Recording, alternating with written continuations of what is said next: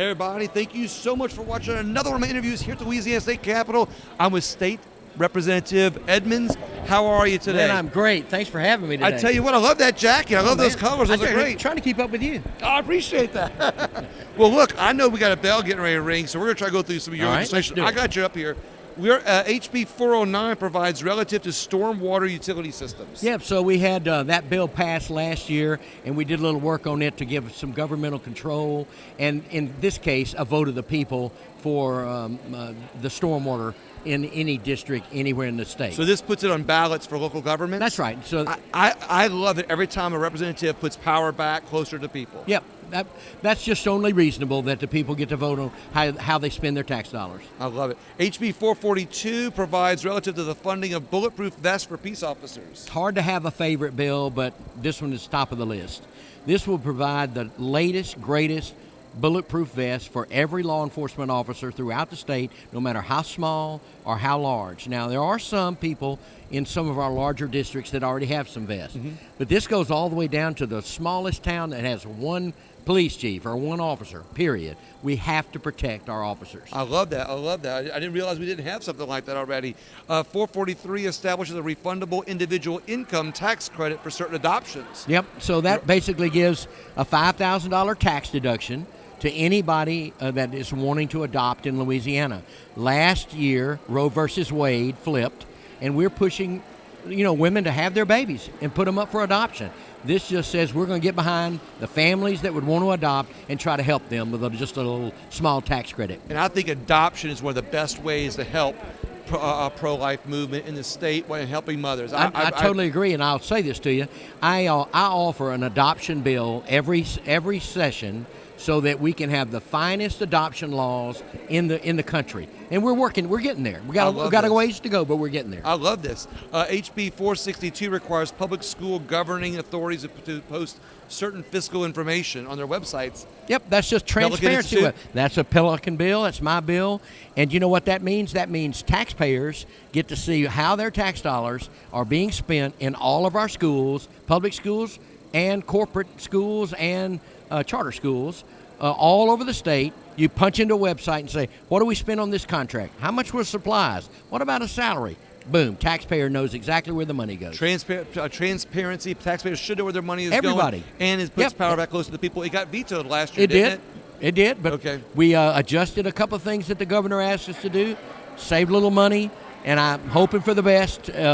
Go through the Senate, and he'll sign it this time. I'm going to keep an eye on it. We got HB 484 provides relative to suspension of a driver's license and eligibility for hardship license. Yep, that's a Mothers Against Drunk Driver bill, which actually will lower the blood alcohol level to a 1.5. Here's what we know data-wise. Most people that are involved in fatalities, their blood alcohol level is between 1.5 and 2.0. Right now, the law is 2.0 and above. We're reducing it to 1.5, where we know the data is, to protect our people from losing their children or their spouses or their family members in a collision that could have been prevented. And this is just one way to help enforce the drunk driving laws. Absolutely. I really appreciate that. 529 provides relative to pharmacy benefit managers services provided to the Office of Group Benefits. It's a very complicated bill, but we're trying to help premiums stay down for all of our Office of Group Benefits would be teacher retirees,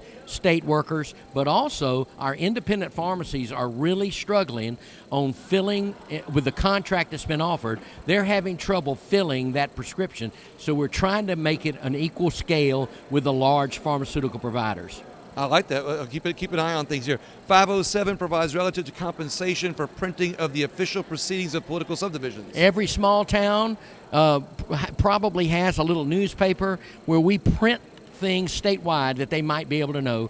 We're trying to broaden technology a little bit, where more website opportunity and a little better cost effectiveness for all of our towns and and villages so they can be more affordable.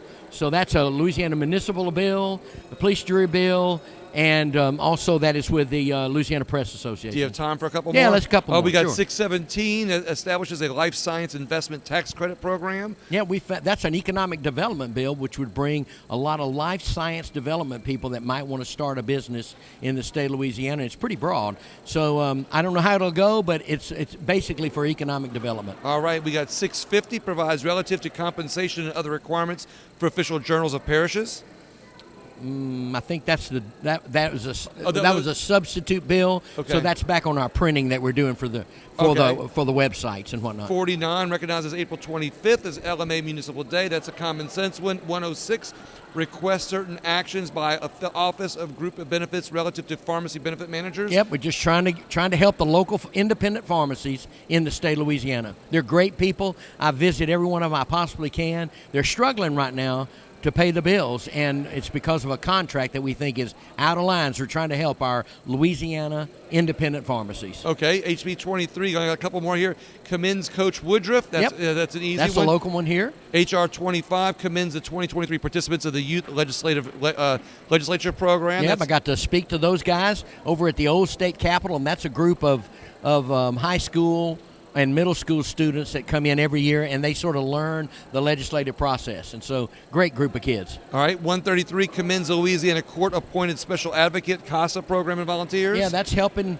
violence, abuse, and whatnot, trying to help any families, mothers and kids that we possibly can through the CASA program. And 167 requests the legislative auditor to evaluate the oversight and management of the study of the group benefits. Yep, same thing. Back to the pharmacies, back to the retirees to make certain that we can hold their premiums or get their premiums reduced because they're struggling. They're on a fixed income, and we want to do everything we possibly can to help all our retirees and all our state workers, especially our retired teachers that have done such a phenomenal job. Some of them are worried about their benefits. They're worried about their premiums going up, and I'm fighting to keep their premiums down. I love the thought. And a couple of real quick questions here, sure. Which is, one, would you support legislation that would force the legislators to change their picture on the legislative site? No, on the legislative site. I think I might could support that. Okay. Well, and then they're debating a chicken sandwich today, I heard. No, I'm not on the chicken sandwich. No. I'll keep it simple. I'll keep it to maybe barbecued ribs and bread pudding. How about that? That's a good one. Representative Edmonds, thank you so much for being on. My pleasure. Really appreciate it. Thanks for what you do. And I know we've been trying to get together for a while, and man, it's just been running and going. Oh, I know. But I want to thank you for what you do because you keep people informed. And I invite people to come to the Capitol, and this is their capital. Exactly. This is their beautiful place. Exactly. Every time people come from all over the world, they love this place. They realize, wow, we have this. So yeah, we have this. We want all of our constituents to know this is their capital. Right. And we're here to serve them. And I love the fact that you're inviting so many people in there. That's why I do these interviews. I want more people to know in non-ideological ways, non-narrative ways, what you guys are doing in the most positive approach I possibly can. Absolutely. Thanks for what you do. Thank you very much. Yes, I sir. appreciate it. Everybody else, we got another interview coming up here in just a few minutes. Thank you so much.